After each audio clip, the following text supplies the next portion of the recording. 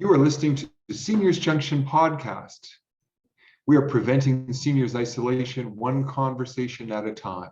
Your hosts today are Dr. Namrata Bagaria and myself, Dr. Paul Merkley. We're the co-founders of Seniors Junction, and Abbie Richie, who is the founder of Senior Savvy. Welcome, Abbie. Thank you. Thank you so much for having me today. Can you tell us a little bit about yourself and what you do? Yes, gladly. My name is Abbie Richie. I'm the founder of Senior Savvy, which relieves tech stress for older adults so they can excel in today's world. I founded this company 4 years ago, and it's truly the marriage of two things I love, which is all things tech and helping older adults. I grew up with my Nana and Papa, and I have a deep love and admiration for older folks. It's why I do what I do. And up until 2020, the main focus of the company was teaching workshops in person at senior communities, at first in Phoenix, Arizona, as well as doing one-on-one private sessions. Mm-hmm. And then when COVID came, I'll be honest with you, I was truly thinking of shelving my company because my model wasn't going to work, and I could not see how I can make this work anyway. I tossed, I turned, I was up sleepless nights, just calling people, asking them, what do you do? What can I do? And everyone kept saying, what about Zoom? And I said, oh no, Zoom is excessively complicated. Are you kidding me? How about what the idea, the notion, the concept of getting a whole class on Zoom and teaching them? I just did not want anything to do with that. But I had one community here in Phoenix that had been doing their community updates at their senior community that they were living at.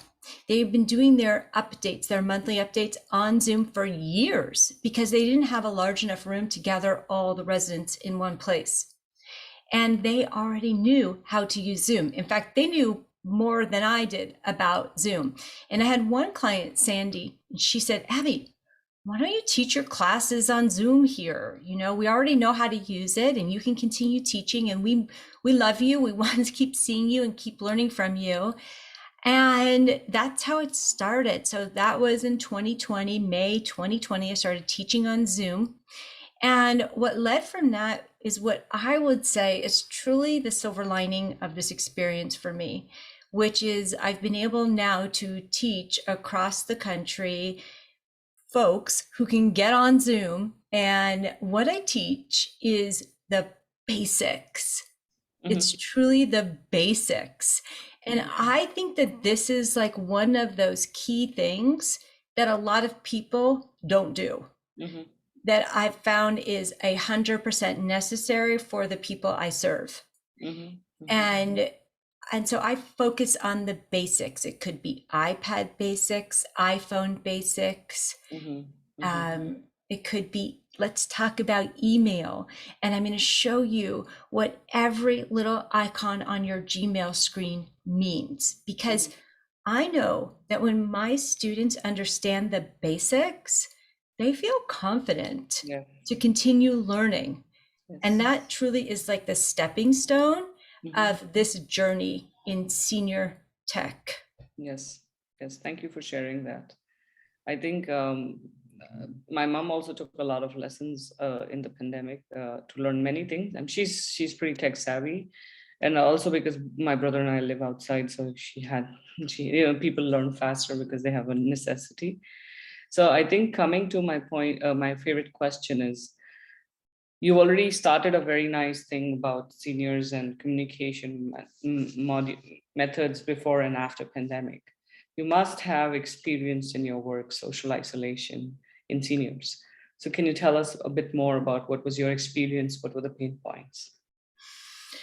Yes, you know, since some of the communities have opened up, I've been able to see some of my clients again, which has been wonderful, but it's also been startling at the same time, because I've seen them, maybe I'm the first person that they've seen in a long time who's been allowed to come into their community. And the majority of the people I work with live at senior communities. They live at, they live at V's and Atrias and LCS communities. And so, and I've been an approved vendor to come in and help them. And for a lot of them, I will see them before their children have seen them. And it's been startling to see how much they've declined in the past year and a half, physically, emotionally, socially, and the fear factor that's there is big. It's huge. It cannot be dismissed. They're living knowing that they are the most vulnerable population of the pandemic. Yeah. So I've seen a lot of physical isolation, the ramifications of the physical isolation, as well as the social isolation. I think for a lot of people, being able to be in a group is huge, and not being in a group setting and not being able to hug someone you love has impacted this population so much. I'm sad about it. When I start thinking about it, I'm like genuinely sad about it, because I've seen how much it's impacted their health and their enjoyment to just get out and do things that they love doing, going out to dinner, going shopping, meeting with friends, playing bridge, right? All those things that they absolutely love doing have been taken from them, and they're fearful about going back out. The second epidemic, isn't it? It's the epidemic on top of the epidemic. Mm-hmm. Mm-hmm. So you've obviously already, the idea of your company is a powerful means to approach this problem of isolation. But apart from that, do you have anything, another part of your vision for it that you'd like to share? Well,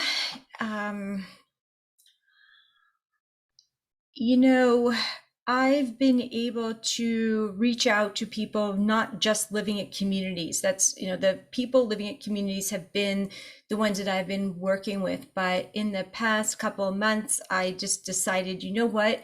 There are so many more people who could benefit from these workshops. What can I do? And that's really encouraged me to do more on social media, to run a couple of programs. Like right now, I have a program where anyone can join my Wednesday workshop. It's free. And I want to be able to reach people regardless of where they're living or what community they're living at, and just continue to educate them. Yes, because I would imagine not just in Scottsdale, but especially in Scottsdale, there are also a lot of people aging in place. We think of the communities there, but they're, I mean, like everywhere else, I imagine most seniors are aging in place. So thank you. Go ahead, Donna.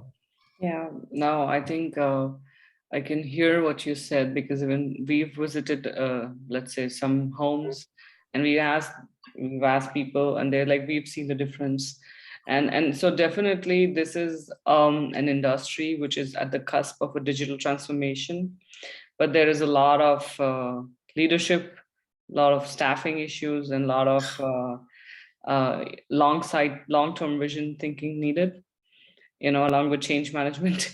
So there's lots that's happening. And given these are the common known challenges, in your opinion or in your experience, this beautiful vision to digitally onboard, educate seniors in the simplest way, what are the difficulties you face and what are the opportunities that you find?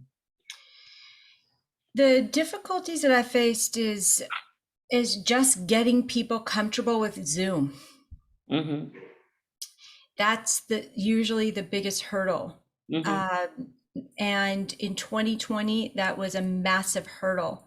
I feel like we've been able to close that gap a lot, not only with the with people just using Zoom for family meetings and parties and book clubs, but they're more comfortable with the idea of, meeting with family on Zoom. But what I was going to say was, it's just truly a matter of getting them comfortable with leaning in to this technology.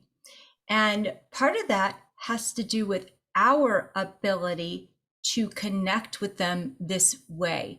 So for me, what that meant was becoming so familiar with Zoom, and as well as remote screen sharing options.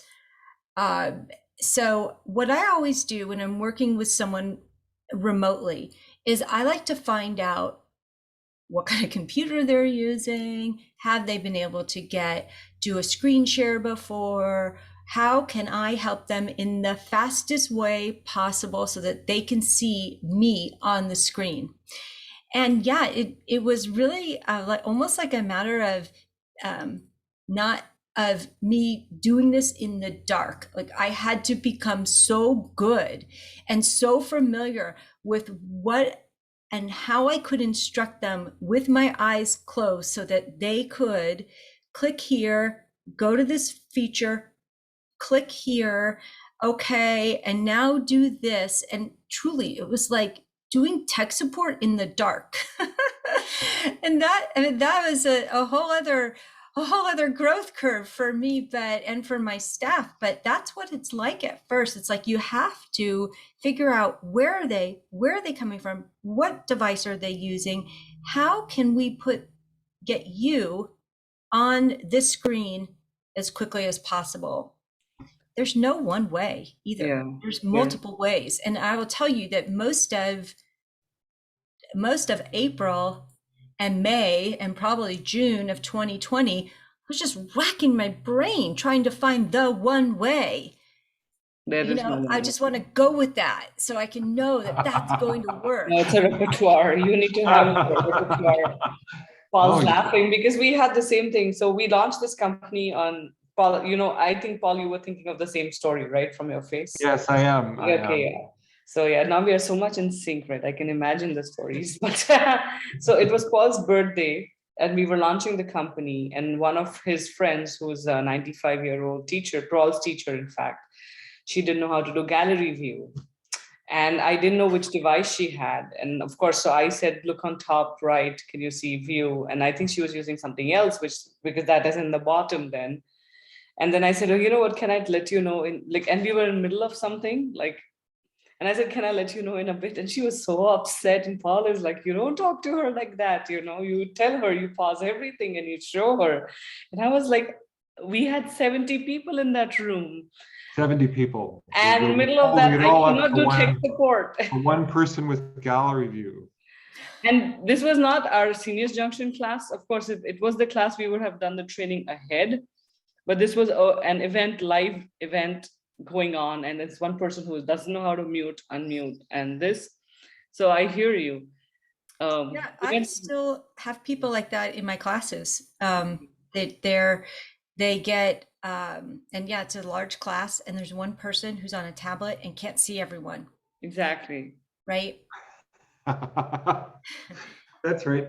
Yeah, right. Or the screen's not big enough for them to see what's on the screen. Yeah. And at the same time, it's a miracle for them.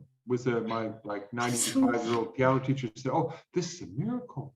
Since you're there, it's a miracle. I want to tell you, because I think it's a miracle. I really do. And there were so many times, 2020, where I was, I've got children. They were home through the whole thing, and they would listen to me help as I'm helping someone get onto Zoom.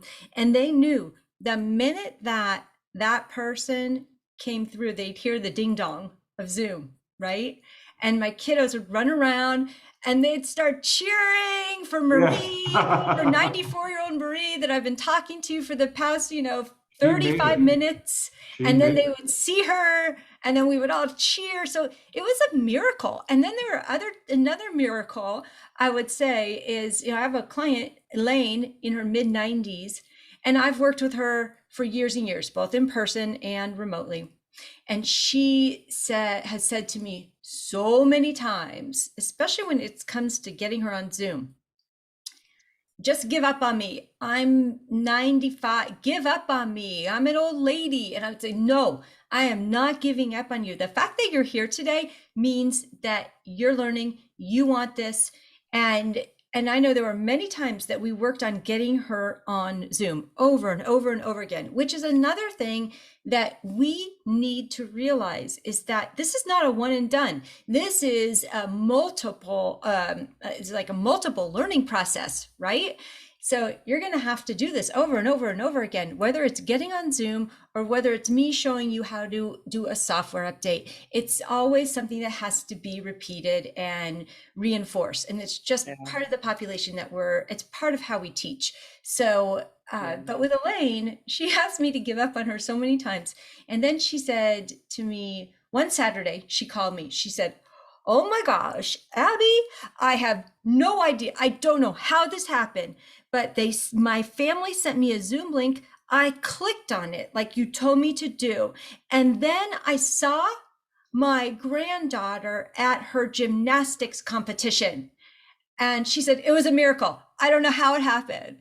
And I'm like, it happened because you kept working at it. Exactly. That's how it happened. Exactly. No, I think there's something which you mentioned about updates. So my mom, though she's very tech savvy, but she's like, why do you want to update all the time? I just learned this. I'm okay with the old version. I don't want the new version. They keep mixing up the buttons. So I think a lot of the companies, when they do their software update and they change the UI, it's very difficult for seniors because sometimes they have a heuristic pathway, right? They've made up a memory pathway. I'll do this first, do this first, do this first, look on this. And even with devices, right? All of us, even us, like every time we change a device, aren't we a little slow because you're not in that flow with that device? So I think what you're saying is, and this is the thing, right? It's almost like, would you expect a child to learn an alphabet in the first time? No, and that kind of neural pathways need repetition, and these neural pathways need different kind of repetition. It's like Paul, he's a music teacher. I don't think any of us can perform music in one time, right, Paul? It's years and years. You take practice. Yes, you practice. And the thing is, because we've sort of marketed one touch away, one click away, just one. We all know there is no one person or one thing or anything in life, Right. And I think that's where the expectation mismatch happens. And I think that's a great point. Paul, do you have any question? What advice do you have for our company? Oh, well, before I give you advice, which I don't even know if I'm qualified to do that, before I do that, I want to circle back on something that you just mentioned, which was those software updates, because here's the thing that I teach. And actually, right before I was on with you, I was teaching in Kalamazoo, Michigan on online scams every Friday morning. And I was teaching about what you could do to prevent identity theft and to keep yourself secure online. And one of those things is to update your software so that even if you don't care about the new emojis or the new colors or the new overlays or whatever it is, there are always security patches in those updates, and you care about those. So you want to do that. You want to lean into that. And that's something that would prevent so many tech support calls if you updated your software. So for a variety of reasons. So yeah. Thank you. I didn't think of it this way, but now I have something to tell my mother. Yep, security patches. She definitely cares about not getting scammed. Right. So that's the right pitch for her. Thank you. So you give presentations over Zoom to people who need to learn about tech, and we are trying to offer courses to isolated people. So I think we have a lot in common in one challenge, and I'm wondering what advice you have for us. Well, in terms of education, I think it's always important to keep it basic, like I mentioned, and to also reinforce the basics regularly. So for instance, I I do like to teach. I do teach on Zoom about Zoom about once a month, so that anyone who's newer to this can still get up to speed with everyone else. And I just think that the basics are so necessary and 100% overlooked for the population of people that we're serving.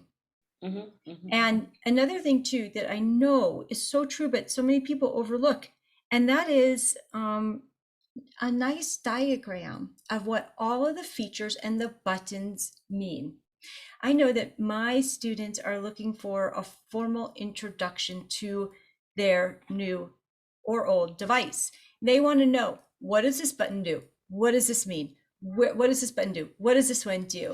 And so I always start my classes with diagrams. This is what this feature does. A lot of my students, no one has ever told them how to power off their device. And so often that's like one of the number one tech support fixes, right? Well, did you turn it off? And then they say, well, I don't know how to turn it off. So that's one thing. And, just really, it's just the basics, focusing on the basics. People go back to that time and time again. They want it, they need it, and it's 100% necessary for the adoption of technology. Let me add one more to that list. We were lucky to interview somebody. We haven't, maybe by the time this podcast is released, that might have been released, but he's talked about, he works with 5-star senior living now. He talked about one of the keys, like now imagine, even if you're doing a program, the number one operational item, Paul, you know what I'm talking about? Yes, charging the cell phone. Charging your phone. Charging. Yeah, like we make sure somebody goes every day and charges their phones, because when the families are trying to reach, the phones are not charged. So he's like, even a simple thing in digital adoption, let's say he's like, the program which you have is sophisticated, high quality. So you're competing in a niche market, great. But which seniors, like, because within seniors, there's so many segments, right?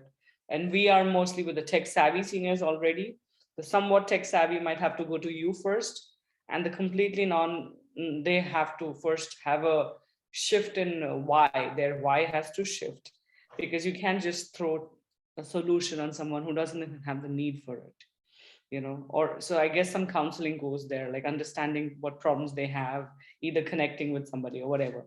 But charging, and I was there, and I was counting the operations, right? Because as a business, the number of steps that increases, right? Yeah. And then the next thing was clearance, right?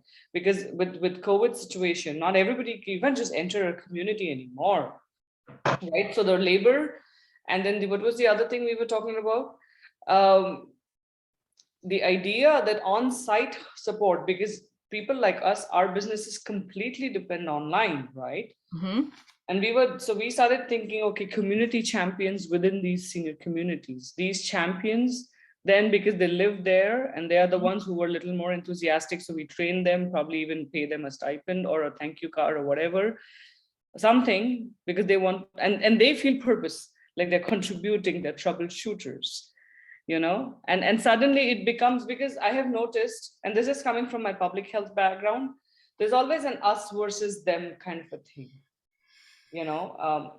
and whenever, you young people can do this. So they conveniently, they will do self-ageism when they find it challenging. And so I thought that if when a peer teaches you, there's more acceptance, because she can then tell you, or he can then tell you. And I use she because most women end up living longer than men. So she can then tell you, I used to be stuck here. This is what I did. So you don't feel stupid in quotes, useless in quotes, because so much research that I read talks about the feelings of incompetence, uselessness, worthlessness when it comes to just using technology. And when we make tech parameters, these were never the parameters we even had in measurement matrix. So I think if we can transform the way we measure success, the way we define it, and understand you need a little more patience here for some things. And it's just the nature of it. It's not for anyone's flaw or non-flaw. It's just, it is what it is, kind of a thing, So I think it would be really cool. I also agree with you that aspect of having a resident tech council, for instance, or of having a community tech council of other tech savvy residents or seniors who can help their colleagues also get online and answer questions and help them is a huge bonus for a deeper sense of purpose in this season of life. Mhm. Mhm. Mhm. And there were times where I was teaching on Zoom and my one student would say something like, I just don't know how to, I don't know, plug that in. Or, it may have been like we were talking at one point of how to get Zoom on your TV, on your big screen TV. Okay.